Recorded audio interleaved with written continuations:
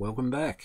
I'm glad you're still with me. The last video was pretty hectic and long, and we ended up adding a lot of code in here just to make things appear on the board. But like I said, when we get down to saving data, you'll see why this was well worth it.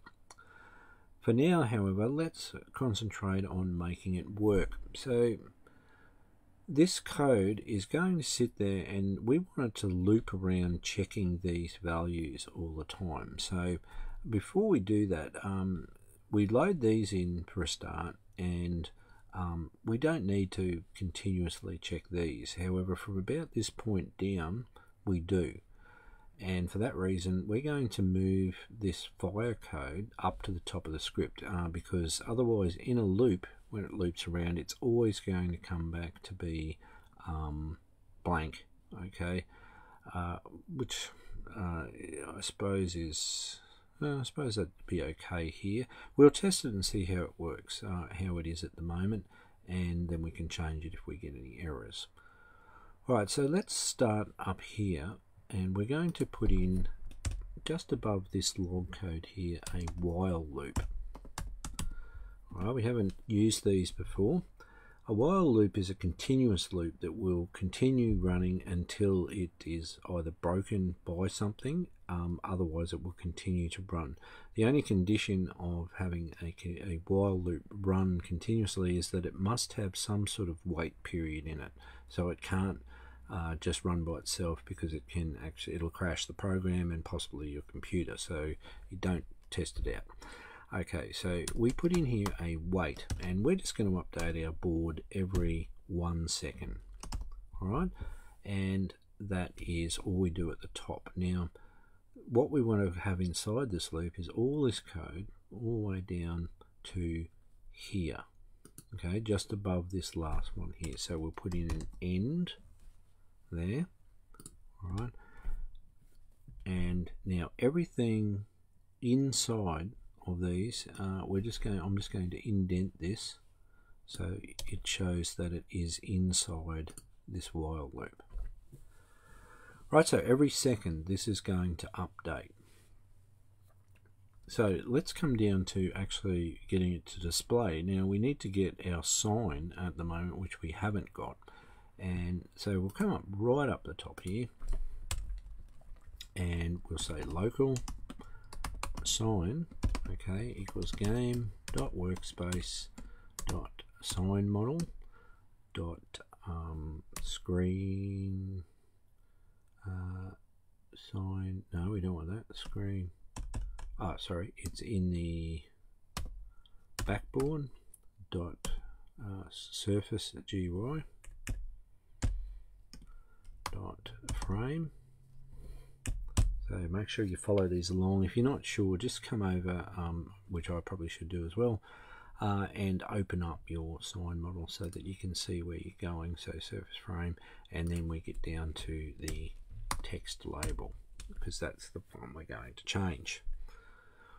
Right, so we've got a hold of our sign, and now we are ready to write some code down the bottom here that will execute and run through all of these different tables here, and it's not nearly as complicated as you think.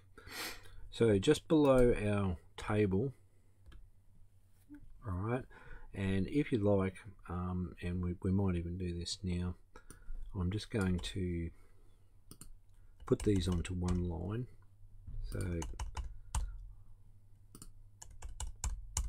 alright, I'm going to pause the video and do this. You can do the same when you're ready, but it'll just make everything easier to read. So I just spent a couple of minutes just putting these into one line so we can clearly see how this all flows together. So what we're going to do is we're going to loop through these game codes using a loop and a for loop, and if any of those match this game state up here, then we're going to pick up whatever the message is and change the sign. And this is how we do it. So we go for, and we can say I, and so we're going through the codes, so we can say each code in pairs and the game codes. So that's the table that we want to look in.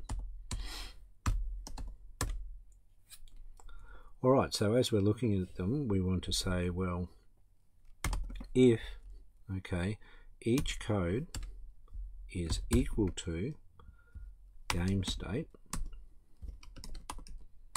So remember, this is the code that we constructed. Then, so if they match, we want to change our sign. Okay, up the top, sign dot text equals, okay, whatever is in this game text table, all right, wherever I is. Okay, so it'll loop through, and when it hits a match on here, say it's here, then I will be up to here. So if these match I at that time, so we can put in here sign text will equal I. Okay, that index, so game text 1, 2, etc. And that is all we should need, unless I have made an error, because I haven't tested this yet. And let's find out and see. It's good to see errors sometimes, helps us learn and work out why they happen.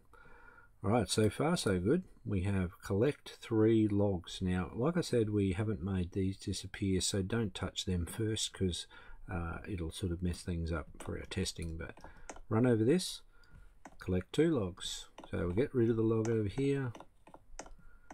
Okay, now we need to get 1 log. I get that one. See, it's telling us to collect a flint and a stone. So I don't know which one is which, but we'll give it a go. That one must be the stone. Okay, and I've got that one, so I've finished now, ready to start the fire. Run over, and there we go. We started the fire. You win. You win.